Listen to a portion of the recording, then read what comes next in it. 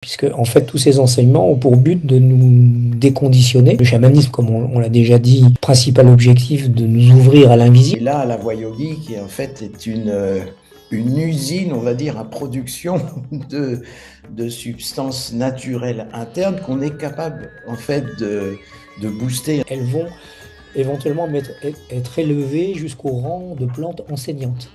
Elle nécessite déjà d'avoir un niveau de confiance et je dirais d'intimité, en fait, avec le maître Mm, mm, mm. pour qu'il y ait déjà un lâcher-prise, une confiance vraiment importante. Et ça ne peut se faire que quand il y a un travail préalable d'ancrage. Parce que ça,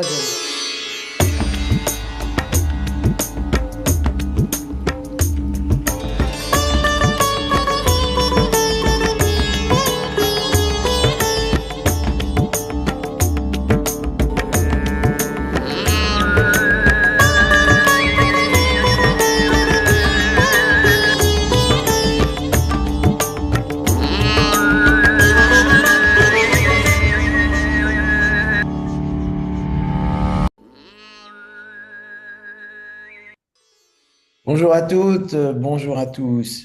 Eh bien, écoute, Gérard, je suis très heureux de te retrouver pour cette nouvelle émission.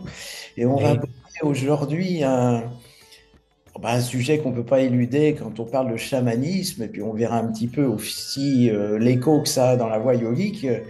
C'est ce qu'on appelle l'usage des psychédéliques ou psychotropes, de ces substances qui permettent on va dire, d'avoir des expériences. Et je pense que ça va intéresser beaucoup nos auditeurs sur le sujet. Alors, écoute, je te laisse démarrer, hein, parce que c'est oui, vrai qu'en parlant chaman, chamanisme, oui, souvent c'est ça évoqué. paraît assez logique, effectivement, de mettre la balle dans mon camp. Euh, bon, d'abord, bonjour à tous, à toutes. Merci d'être là derrière vos écrans à nous écouter. Euh, Ce sujet des psychotropes ou psychédéliques dans la voie chamanique est un vrai sujet. C'est même un dossier conséquent.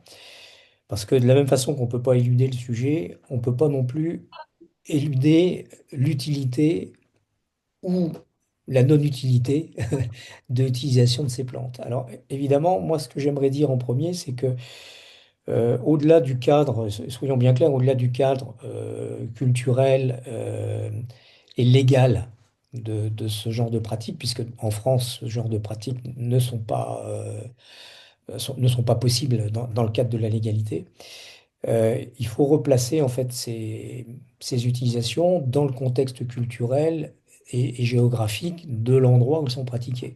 Donc on a déjà dit dans nos échanges précédents que par exemple en Sibérie, dans toute la zone de la Sibérie, les, les plantes qui étaient utilisées, bah, c'était les plantes locales, hein, donc c'était plutôt des champignons, genre amanite, etc. Dans d'autres zones, ben, en Afrique par exemple, ça va être l'iboga ou des choses comme ça. En Amérique du Sud, on va plutôt avoir des plantes comme l'ayahuasca, comme euh, le peyote, le cactus.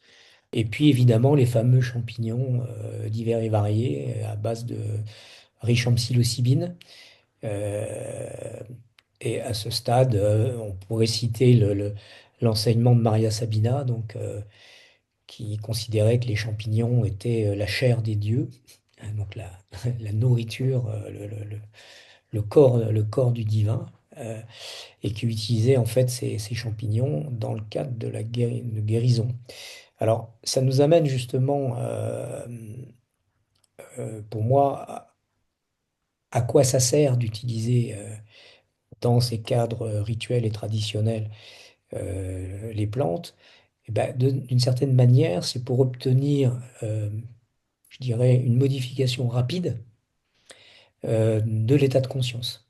Alors, par exemple, si on compare le jeûne, hein, pour que le jeûne commence à faire des effets au niveau de l'ouverture du psychisme et vraiment permettre d'aller dans des couches profondes, bah, il faut plusieurs jours, voire une semaine.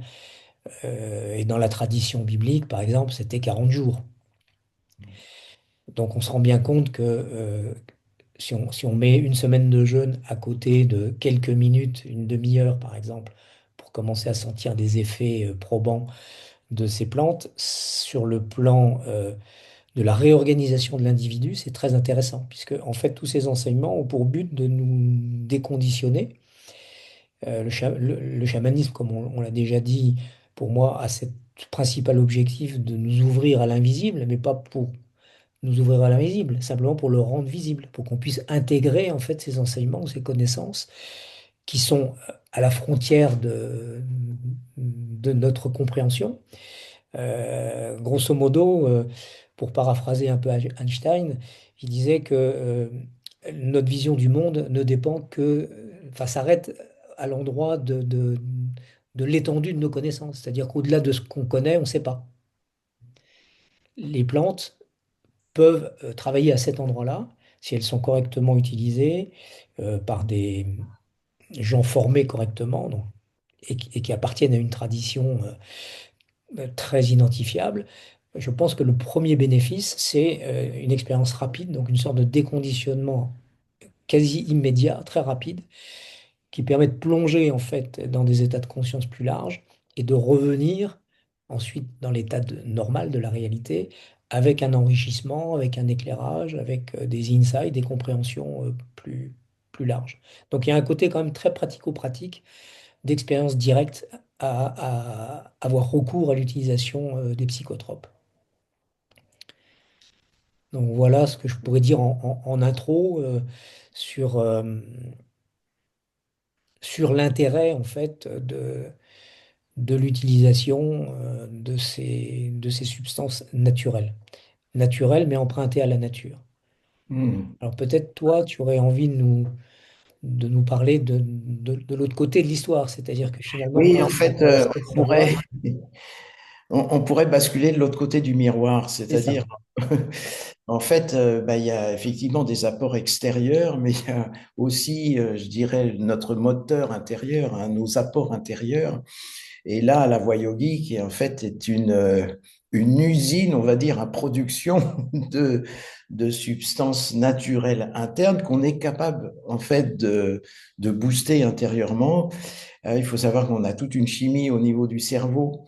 Et d'ailleurs, c'est pour ça aussi que les plantes, comme tu évoquais, peuvent avoir un impact, c'est-à-dire qu'elles vont, en fait, quelque part, être mimétiques par C'est ça. rapport à des substances qu'on peut nous-mêmes produire, enfin, C'est qu'on ça. produit naturellement. Alors, je ne vais pas rentrer dans un cours de médecine, mais bon, on parle de dopamine, sérotonine. En fait, dans la structure du cerveau, on a ce qu'on appelle les noyaux gris centraux du cerveau. Hein. Bon, on va nommer peut-être la thalamus, pinéale. Voilà, ce sont des glandes qui font un petit peu l'interface en fait entre, je dirais, notre corps physique et nos sens habituels et des notions qu'on va qualifier de plus spirituelles ou d'ouverture. Mhm. Et la méditation, eh bien, elle va stimuler. Alors, d'une part, elle va stimuler ces productions intérieures qui vont apporter des ouvertures de conscience. Mais en même temps, la méditation va aussi réduire en fait toutes les substances qu'on pourrait dire un petit peu pathogènes, c'est-à-dire qui sont, par exemple, les substances liées au stress, comme l'adrénaline, le cortisol, qui en fait ont un effet inverse. C'est-à-dire que quand on est très stressé, eh ben, ça empêche en fait ces ouvertures d'expansion de conscience. Et là, la méditation est une clé. Alors, j'aimerais quand même évoquer aussi, dans la voie yogique, les substances, elles sont quand même évoquées. On va parler dans la tradition védique, par exemple, du soma. Justement, oui, bien sûr. Euh, dans la tradition yogique, qui est un petit peu plus postérieure, on va parler de l'amrit aussi, qui est cette substance, en fait, Le qui est nectar des dieux. le nectar des dieux. Oui. Et eh bien, il y a aussi des techniques yogiques qui permettent de booster ces productions naturelles qu'on est capable de nous-mêmes. Hein. Alors, Évidemment, ça nécessite ce qu'on appelle une sadhana, c'est-à-dire une pratique assez régulière. C'est pas parce qu'on va faire 3 jours de méditation dans un stage que ça y est, tout d'un coup, l'ambroisie divine se met à couler à flot intérieurement. Mais pour avoir quand même, je dirais, quelques décennies d'expérience dans le domaine, ça Oui. fonctionne bien. Et puis, il y a aussi dans la voie yogique ce qu'on appelle le darshan. Euh, alors là, ça va peut-être paraître pas si évident à ceux qui nous écoutent parce qu'ils ont peut-être entendu parler d'Arshan, c'est la vision du maître.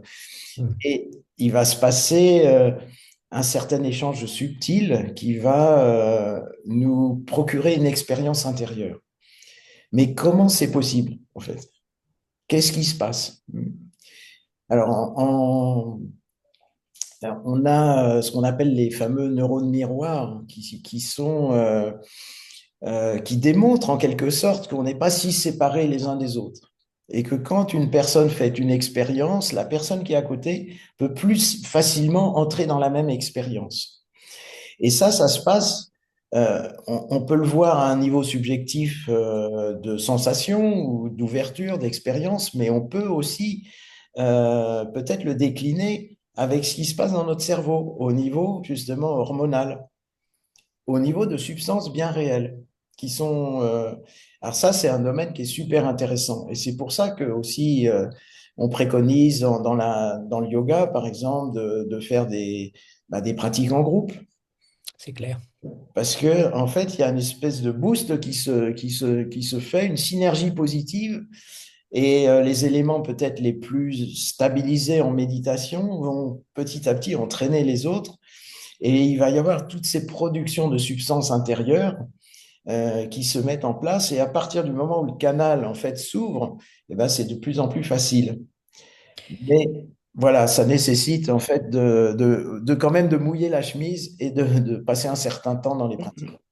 Alors, je comprends parfaitement ce que tu dis et je voudrais évoquer justement en parallèle une notion qui est très importante dans le chamanisme, c'est que ces substances, alors là, on l'a évoqué dans leur dimension, je dirais, chimique, mais dans le chamanisme, elles vont être considérées, ces plantes, comme des esprits, comme des substances vivantes qui ont leur propre cheminement, je dirais, de vie consciente, et elles vont éventuellement être élevées jusqu'au rang de plantes enseignantes.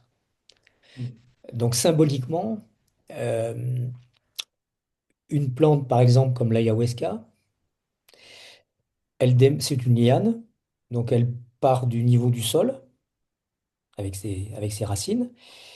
Et si on la laisse grandir, les ayahuasca qui ont une centaine d'années et plus, elles vont monter jusqu'en haut de la canopée. Elles vont faire 50-60 mètres de haut.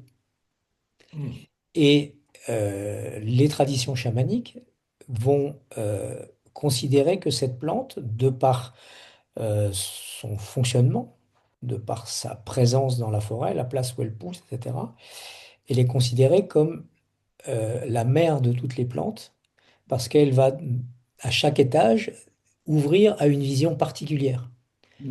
Donc évidemment, tout ça, c'est symbolique, mais c'est quand même très intéressant parce que le fait de, euh, entre guillemets, entrer en contact avec cette plante, de l'ingérer, elle est supposée, en fait, de manière symbolique et énergétique, euh, enseigner, en fait, le participant ou la participante à tous les endroits où il va y avoir, je dirais, un manque d'information, un manque de connexion, un manque d'effet miroir.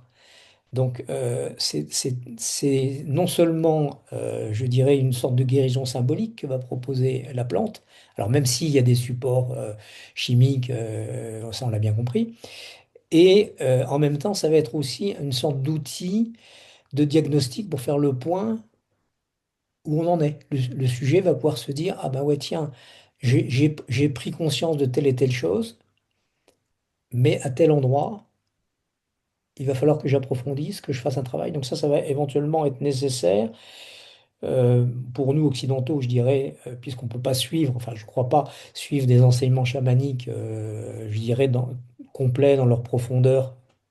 On va devoir aller, par exemple, réguler un système relationnel qu'on va avoir avec telle ou telle partie de nous chez un thérapeute. Donc ça demande en plus, ou en complément plutôt, une démarche thérapeutique. Ah, donc on va avoir la plante, si j'ose dire, qui va nous amener à une certaine prise de conscience, une certaine cohérence, redévelopper de l'harmonie, comme tu l'évoquais tout à l'heure, nous faire prendre conscience de quelque chose, mais aussi de la partie à côté ombre qui n'a pas été forcément travaillée.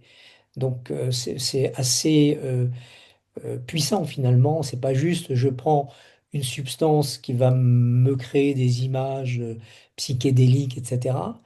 Ça va être plutôt une démarche qui va me permettre de potentialiser en fait le fonctionnement de mon esprit et des différentes parties je dirais, de ma personne, que ce soit le cœur, que ce soit la dimension vitale, la dimension incarnée, etc. Donc ça, c'est quand même très complet en fait comme démarche. Difficile à utiliser, je dirais, juste comme ça, juste pour voir. Mais dans un vrai travail d'approfondissement, c'est quand même exceptionnel, puis ça nous permet surtout, et en premier, comme je l'évoquais tout à l'heure, la rapidité et la déconnexion en fait du mental. Il n'y a pas d'expérience vraiment intéressante du point de vue mental en chamanisme, mais une expérience symbolique, tu as employé le mot tout à l'heure, mimétique.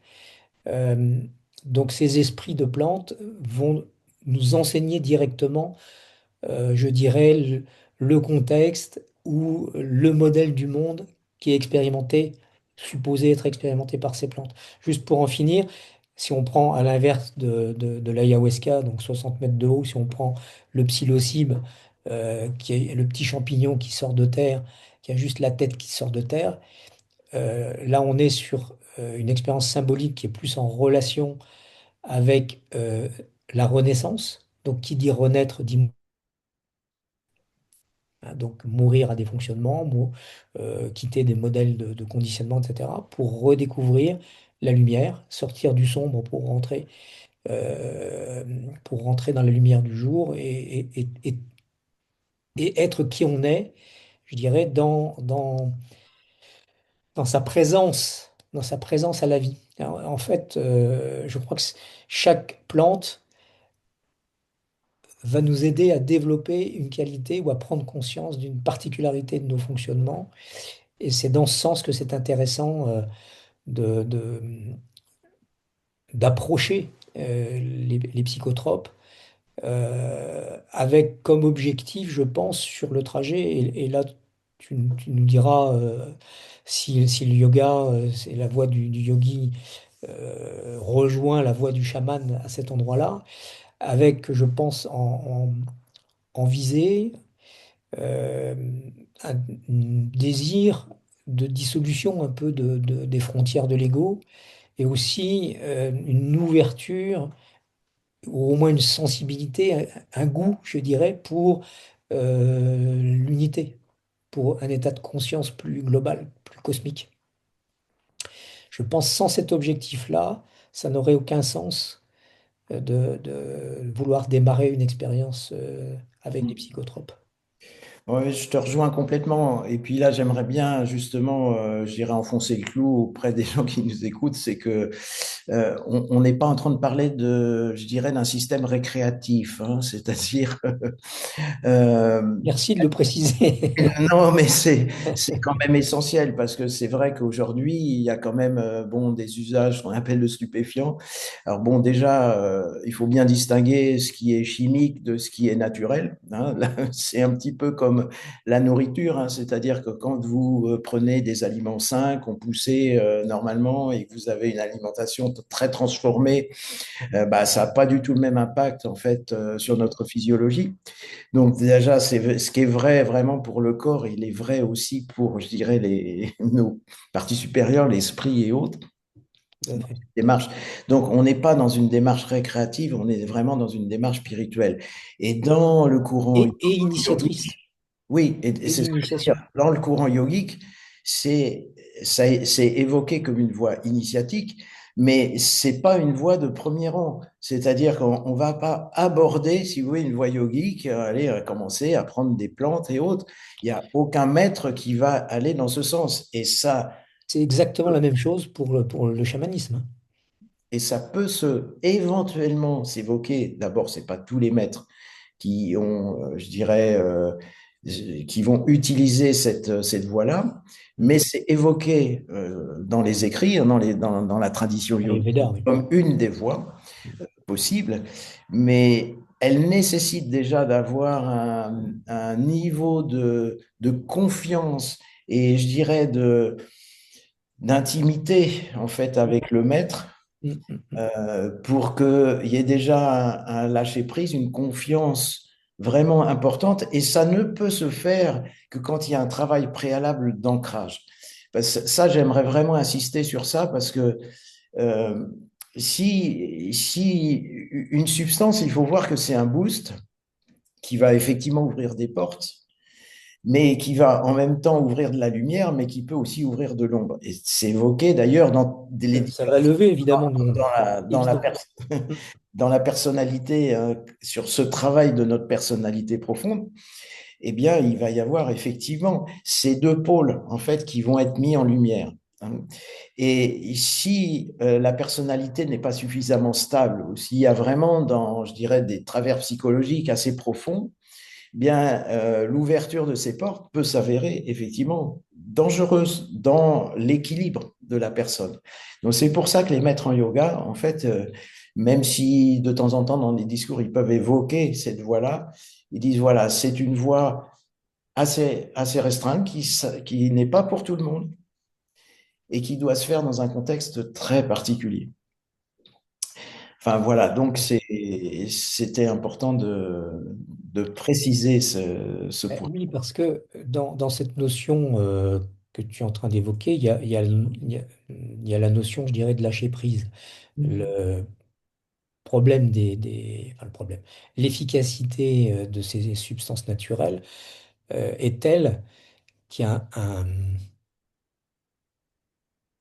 processus de relâchement très profond qui se met en place, pas seulement physiquement à travers de la détente, mais aussi, je dirais, à travers, ça peut aller jusqu'à des catharsis émotionnelles assez importantes, donc, et profondes. Donc ce sentiment que la personne peut avoir d'être nettoyée, d'être clarifiée par la plante, doit être accompagné à côté d'un environnement favorable. C'est-à-dire que dans les traditions, il y a la phase préparatoire, bon, on l'a évoqué, du jeûne, du repos, du silence, enfin un peu d'isolement dans la nature. Mais après cette expérience, il y a aussi un temps d'intégration avec un débriefing très précis, avec un travail à faire. C'est pas juste je prends une substance, je m'éclate, comme tu disais tout à l'heure, de manière récréative, et puis je reprends ma vie exactement pareil, en refaisant exactement les mêmes choix, les mêmes erreurs, les mêmes comportements. Et puis quand j'ai envie, je reviens, je recommence. Il y a une notion pour moi d'engagement, de responsabilité, c'est-à-dire que puisque cette pratique va être extrêmement puissante et libératrice, je dois en amont, j'ai cette obligation morale, spirituelle, de prendre l'engagement de mener un travail sérieux derrière. Euh, Moi, je me souviens avoir rencontré au Pérou un chaman qui disait que après une séance d'ayahuasca, il y avait un temps d'intégration d'un an derrière. Une année. C'était pas 15 jours après, je reprends une dose. C'est pendant un an, je prends rien et je vois ce qui se passe. Donc ça veut dire qu'il faut aussi replacer tout ça dans un contexte d'enseignement. Et comme tu le disais si bien, euh, il y a la confiance de l'élève, du disciple vers le maître, mais il y a aussi la prise de risque de l'enseignant, du maître, vers le disciple en qui il a confiance, en lui disant, ben voilà, j'ai confiance en toi pour que tu ne te mettes pas en danger, que tu fasses vraiment le travail et je serai là pour toi. Donc il n'y a pas de chamanisme, je dirais, sans tradition pour moi. Il n'y a pas de chamanisme sérieux, surtout quand on utilise, puisque dans le chamanisme, il y a plusieurs voies. Là, on est en train d'évoquer ce qu'on appelle la voie des poisons, c'est-à-dire que grosso modo, le principe est très simple, on prend une substance qui va empoisonner l'organisme et on va miser sur la capacité de l'organisme à être capable de neutraliser ce poison euh, pour à la fois amener une guérison et aussi symboliquement ouvrir des espaces de conscience, hein. Pendant que le corps est en train de lutter contre le poison, bah, l'âme, l'esprit peut lui s'intéresser aux choses, j'allais dire profondes. Et ça, du coup, ça m'amène à, à considérer que le travail chamanique peut pas être isolé, je dirais, du travail sur le corps, du travail sur l'intégration, sur le fait que ces expériences-là, elles ne peuvent pas être déconnectées en fait de notre incarnation. Et si on envisage donc pardon, si on envisage des pratiques avec les plantes, c'est pas pour s'isoler du monde, mais c'est pour revenir dans le monde et partager son expérience une fois qu'elle a été intégrée. Alors bien sûr, tu évoquais aussi, et je vais terminer là-dessus, tu évoquais les risques éventuels et les contre-indications qu'il peut y avoir à ce genre de pratique. Bah, c'est aussi beaucoup le bon sens, hein, c'est-à-dire pas se mettre en danger. Certaines substances peuvent avoir des effets au niveau, puisqu'elles en ont au niveau hormonal, elles vont en avoir au niveau cardiovasculaire, elles vont en avoir au niveau neurochimique. Et c'est pas forcément dangereux, mais c'est pas sans risque pour des gens qui ont des conditions, je dirais, de santé fragiles. Bon, par exemple, je sais pas, quelqu'un qui aurait des problèmes cardiaques ou des problèmes d'ordre psychique ou psychiatrique, bah, ou qui prennent des médicaments, il faut quand même faire attention. Donc, Mm. tout ça, c'est aussi une question de bon sens et de ne pas se jeter à corps perdu dans quelque chose parce qu'on est suffisamment désespéré et qu'on veut des réponses et qu'on est tellement immature qu'on est prêt à prendre n'importe quel risque. Je crois que notre rôle à nous, qui avons un peu vécu ces dernières décennies, c'est aussi à la fois avoir une parole d'espoir et de soutien, mais également une parole de lucidité, hein, en disant que un mur en béton, c'est un mur en béton. Donc si on se jette dessus, euh, physiquement, on va se faire mal. Mm. Peut-être que ça va nous donner une autre expérience, mais Oh, ben, je crois qu'il y a pas mal de gens qui se prennent des murs, de toute bah façon. oui, bah c'est pour ça que je prends cet Oui, exemple, hein. ça C'est fait. dommage. Parfois, on a besoin de ça, mais Oui, oui, oui. Bon, je pense que toi et moi, on a dû au moins en effleurer quelques-uns, parce que ça fait partie du parcours, bah, ça fait partie du parcours, bien mais je sûr. pense qu'il y a un fond de sagesse aussi. Et puis, on a aussi, quand même, faut dire, œuvré avec des gens Voilà. sérieux, quoi. Je Donc, pense que toi comme moi, on a eu ce petit système d'alarme ou l'ange gardien, je ne sais pas, qui a fait qu'on a fait confiance à des gens qui étaient crédibles, qui avaient les épaules, quoi, là, pour amener cet enseignement. Et on a eu la chance, enfin, là je vais parler pour moi, moi je n'ai pas rencontré vraiment de difficultés majeures. Souvent on entend parler de bad trip ou de retraumatisation, je cherchais le mot. C'est-à-dire qu'en fait, dans le processus, il peut y avoir un trauma ou quelque chose qui remonte. Et comme ce truc-là n'a jamais été vraiment réglé, bah, ça va traumatiser la personne un peu plus, hein. Donc, tous ces mécanismes-là, il faut les aborder, je dirais, de manière experte, sous la guidance d'un guide, d'un chaman, pour qu'il y ait de la compréhension, pour qu'il y ait du temps d'intégration, que cette expérience ait le temps d'être digérée, quoi, pour que l'insight qui a été reçu puisse être intégrée et que la personne puisse reprendre sa place dans le monde, dans la société, en tant qu'individu plus complet. Je pense que c'est ça l'idée du chamanisme, c'est de nous rendre plus complets, de nous redonner notre unité et notre complétude. Mais de toute façon, on est là pour le coup, on est vraiment raccord parce que la voie yogique, bon, déjà, une voie extrêmement, quand elle est bien menée, hein, elle est très respectueuse de la personne. Et, euh, euh, et bien sûr, on peut aussi, hein, complètement, avec certaines techniques yogiques, on peut partir en vrille. Si elles Sûr. sont mal exécutées, enfin, ou si, je sais pas, avec les pranayama, par exemple, les exercices sur la respiration, bah, tu peux emmener quelqu'un qui va déjanter, si tu veux, parce que, Oui, euh, tu peux faire une forme de régression oui, ou un si tu veux. rebirth spontané, enfin, etc., quoi. Et c'est là où justement il faut un développement harmonieux, si tu veux, entre l'ouverture de la conscience, mais la capacité aussi à intégrer dans le corps, à intégrer dans la vie, hein, puisqu'on est incarné. Il faut qu'il y ait justement cet équilibre qui se passe. Et moi qui ai quand même œuvré pendant pas mal de temps dans les ashrams en Inde, bah, bien sûr, il y a des pratiques, il y a des darshans, il y a des moments forts en termes d'échange d'énergie, mais il y a aussi pas mal de ce qu'on appelle le seva, du karma yoga, c'est-à-dire en Des fait, moyens d'intégrer, bah, il bien faut aller sûr. gratouiller la terre, il faut aller faire du ménage, faire des choses en fait dans lesquelles en fait tu peux exporter ou importer comme tu veux euh, ces ouvertures intérieures pour pouvoir les incarner en fait dans le quotidien. Mm, mm. Bon, je pense qu'on peut, on a fait un petit peu Alors, le juste peut-être, bon, peut-être on le coupera, on ne sait pas, on verra si ça intéresse. Mais moi, il y a deux points que j'aimerais quand même aborder.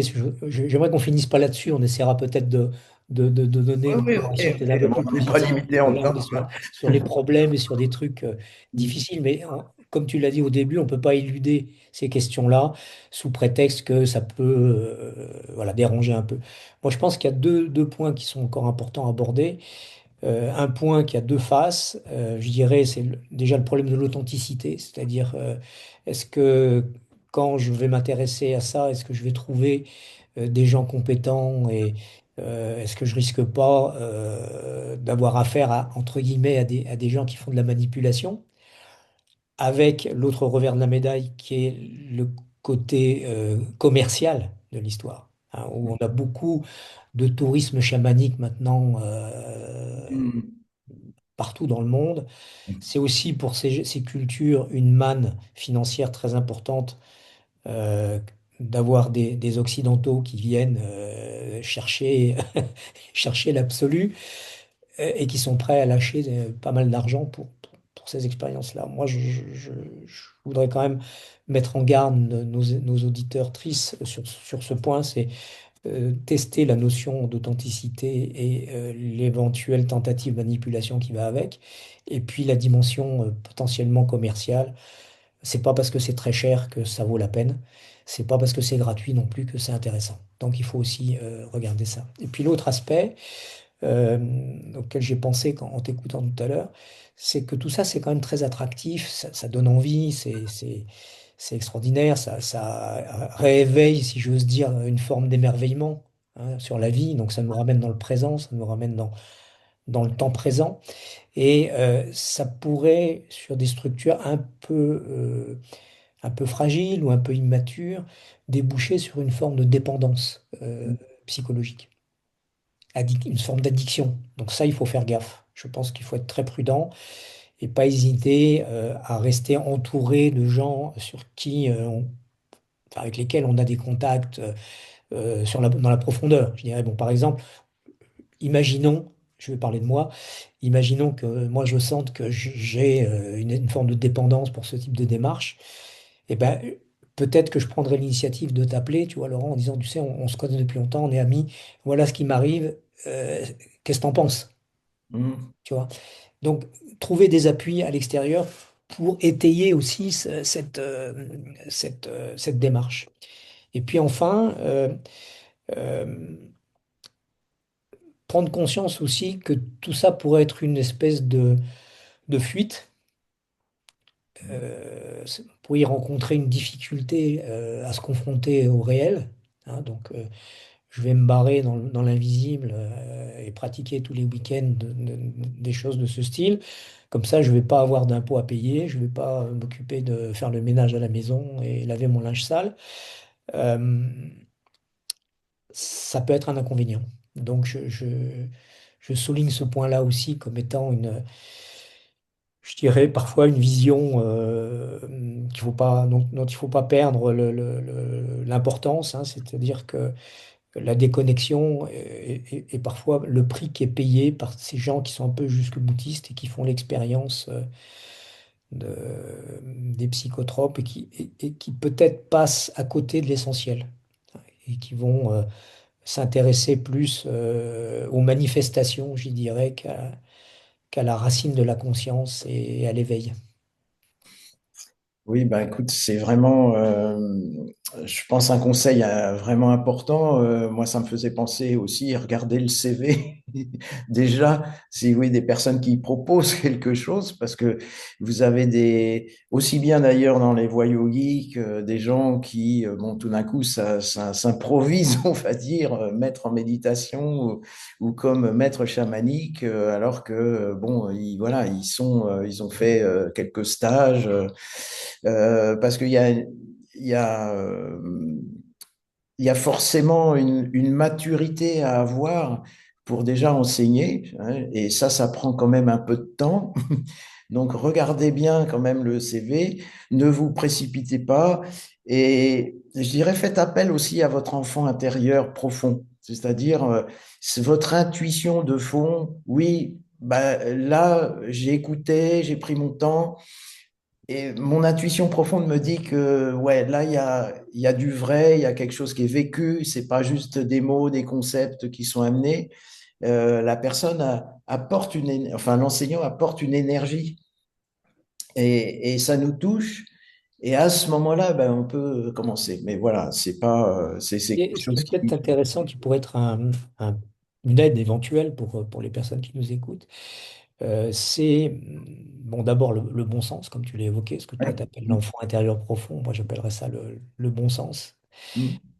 Et le bon sens, pour moi, il s'exprime souvent à travers il est résumé un proverbe qu'un maître indien m'avait à l'époque susurré à l'oreille. C'est la première impression est la dernière. Mm. Souvent, on perçoit un petit truc et puis après, oh, on trouve plein de bonnes raisons. Non, non, et puis, évidemment, il y a un moment où ça nous rattrape. C'est un peu le boomerang, quoi. Donc, il y a ça. Et puis, l'autre aspect qui aussi pour moi très important, c'est l'idée que quand on démarre quelque chose de nouveau, on a beaucoup d'exaltation. Enfin, moi personnellement, quand je découvre un nouveau sujet ou quelque chose qui m'intéresse, bah, voilà, j'ai de l'ouverture. J'ai quelque chose qui s'ouvre et je vais être très attentif, très réceptif.